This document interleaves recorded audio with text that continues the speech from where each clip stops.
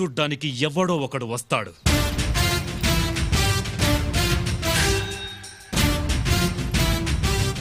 అప్పటి వరకు ఈ యూనిఫామ్ ఎందుకు, ఈ లాఠీ ఎందుకు?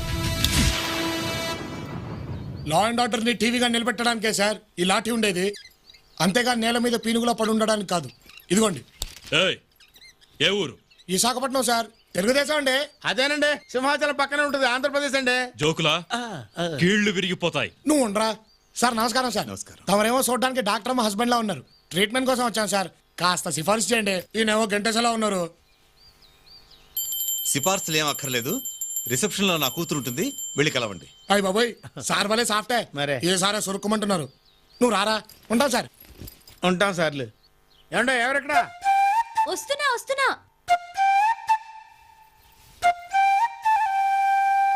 పేరేంటి? సింహాద్రే. వయసెంత?